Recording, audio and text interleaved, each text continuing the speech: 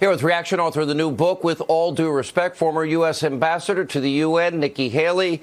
Nikki, Governor, Ambassador, should call you that, excuse me. Good to see you. Happy New Year. Good to see you. Happy New Year. We are friends.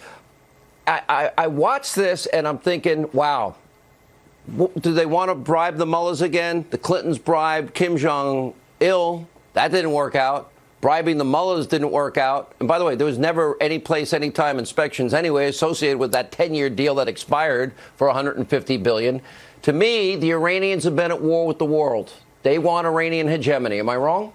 You know, I mean, you got to look at the fact that the general provisions of the Iran deal were going to end in October. So we're going towards a time where we have to bring them to the negotiating table anyway. But make no mistake, Sean, what the president did left the Iranian regime completely flat-footed. They did not see this coming. They thought they could continue to do their multiple strikes. But when it got to the lives of Americans, the president is never going to allow that to happen. It happened with the contractor when they started to threaten our diplomats at the embassy, our military personnel. The president put a stop to it. You could see the Ayatollah crying today because that was his number one strategist. That was the number one guy that has literally told all of the proxies in all of these countries who to kill, when to kill, how to kill. And that guy's now gone. So Iran's having to regroup and figure out now what. So make no mistake, they're shaking in their boots. They're trying to figure this out.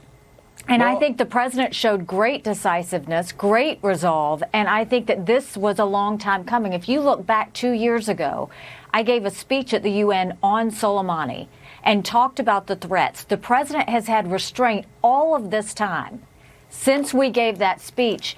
And I'll tell you, we said then he was not, by the entire Security Council, he was banned from leaving Iran. What was he doing in Iraq anyway?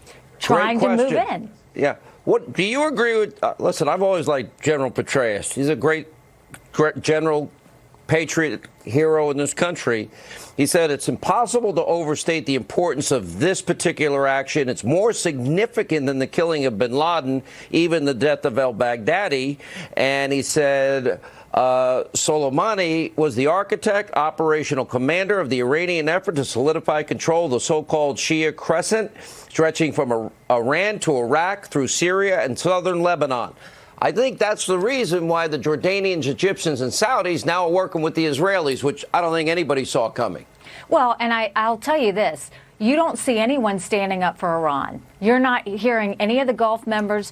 You're not hearing China. You're not hearing Russia. The only ones that are mourning the loss of Soleimani are our Democrat leadership and our Democrat presidential candidates. No one else in the world, because they knew that this man had evil veins. They knew what he was capable of, and they saw the destruction and the lives lost based from his hands. And what a dumb cop. We've been hearing, oh, he's evil, he's a murderer, he killed Americans, and it's the #1 state sponsor of terror, and they're fighting all these proxy wars, but, oh, we don't want to make him mad. That's what it sounds like to me. You know, and you go tell that to the 608 American families who lost a loved one. Go tell that to the military members who lost a limb. This was something that needed to be done and should be celebrated. And I'll tell you right now, partisan politics should stop when it comes to foreign policy. This is about America united. We need to be completely behind the president, what he did, because every one of those countries are watching our news media right now, seeing what everyone's saying. And this is a moment of strength for the United States. It's a moment of strength for President Trump. I think Rouhani and the mullahs, they need to go to the refineries. Just go visit. Just hang out there for a few days. All right. Governor, Ambassador Hannity-Haley, thank you for being with us. Directly ahead tonight, the big news on the impeachment front. Republicans are fighting back and hard, standing with the president. They better do that, and I'll explain straight ahead.